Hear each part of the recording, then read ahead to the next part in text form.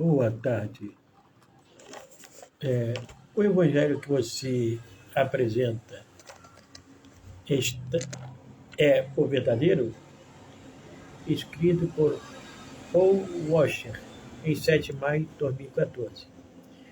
O trecho abaixo foi extraído com permissão do livro chamado Ao Evangelho e a Verdadeira Conversão, de Paul Washer, da História Fiel. O Evangelho de Jesus Cristo é o maior de todos os tesouros dados à Igreja e ao cristão como indivíduo. Não é uma mensagem entre muitas, mas a mensagem acima de todas as outras.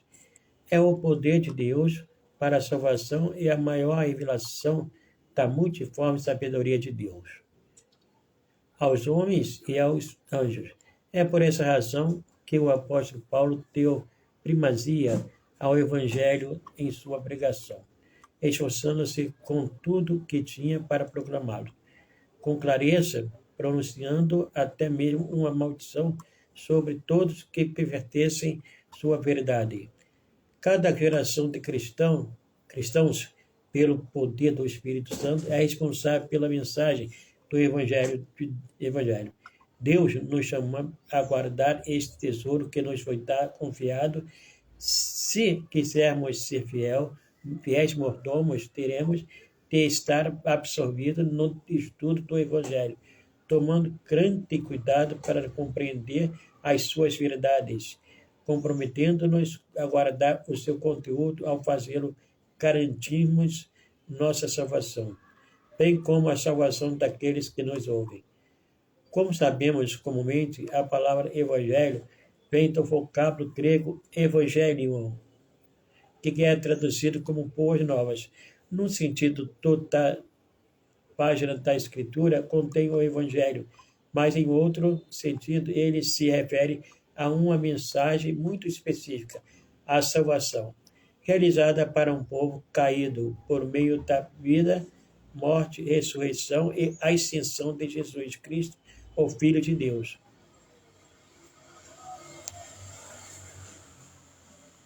Conforme o bom prazer do Pai,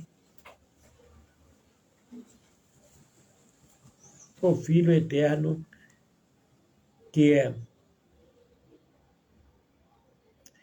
um com o Pai e a exata representação de sua natureza, deixou voluntariamente a glória do céu, foi concebido pelo poder do Espírito, pelo Espírito Santo no ventre de uma virgem, e nasceu o homem, Deus, Jesus de Nazaré. Como homem, ele andou sobre a terra em perfeita obediência à lei de Deus.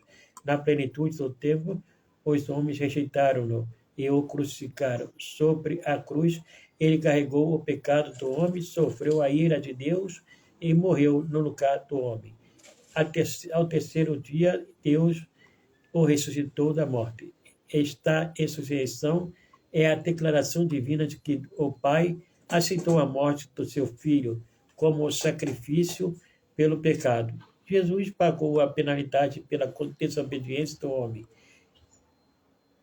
satisfez as demandas da justiça e aplacou a ira de Deus. 40 dias após a ressurreição, o Filho de Deus ascendeu ao céu e se assentou à destra do Pai, e foi-lhe dado glória, honra e domínio sobre todas as coisas, ali na presença de Deus. Ele representa seu povo e intercede junto a Deus em seu favor. Deus perdoará plenamente a todos quantos reconhecem seu estado de pecado e incapacidade e se lançam sobre Cristo, sendo por ele declarados justos e reconciliados a ele.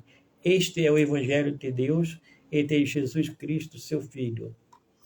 Um dos maiores crimes cometidos pela presente geração de cristãos é a negligência do Evangelho, e é devido a essa negligência que nascem todos os nossos outros males. O mundo perdido não é tão endurecido quanto é ignorante do Evangelho, porque muitos que proclamam sua mensagem também ignoram suas verdades mais básicas. Os termos essenciais que compõem o próprio cerne do Evangelho: justiça de Deus, depravação total do homem expiação pelo sangue, a natureza da verdadeira conversão e a base bíblica para a segurança da salvação. Estão demasiadamente ausentes dos púlpitos atuais. As igrejas reduzem a mensagem do Evangelho a algumas declarações do credo. Ensinam que a conversão é apenas uma decisão humana e pronunciam a segurança da salvação para qualquer um que tenha feito a oração do pecador. O resultado desse reducionismo evangélico tem sido de longo alcance. Primeiro, endurece ainda mais o coração dos não convertidos. Poucos convertidos dos dias modernos entram na comunhão da igreja e os que o fazem muitas vezes se desviam ou têm as vidas marcadas pela carnalidade habitual. Milhões sem conta andam por nossas ruas e se assentam não transformados pelo verdadeiro Evangelho de Jesus Cristo. No entanto, estão convencidos de sua salvação, porque em dado momento de sua vida levantaram a mão em uma campanha evangelística ou repetiram uma oração aceitando Jesus. Esse falso senso de segurança cria uma grande barreira que frequentemente isola estes indivíduos de ouvir o verdadeiro evangelho. Em segundo lugar, tal evangelho deforma a igreja, fazendo com que, em vez de ser um corpo espiritual de crentes regenerados, seja um ajuntamento de homens carnais, que professam conhecer a Deus, mas o negam por suas obras. Com a pregação do verdadeiro evangelho, os homens chegam à igreja sem o entristecimento evangélico, atividades especiais ou promessas de benefícios, além daqueles realmente oferecidos pelo evangelho.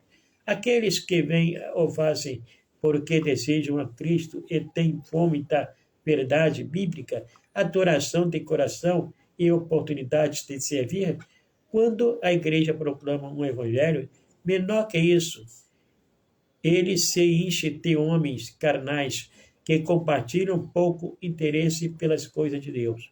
Manter tais pessoas é um fardo pesado para a igreja. A igreja, então, diminui o nível das demandas radicais do evangelho para uma moralidade conveniente.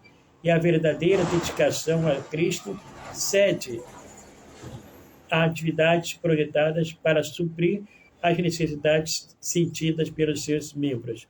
A igreja torna-se dirigida por atividades ao invés de ser centrada em Cristo, e cuidadosamente filtra ou faz novo pacote da verdade, a fim de não ofender a maioria carnal.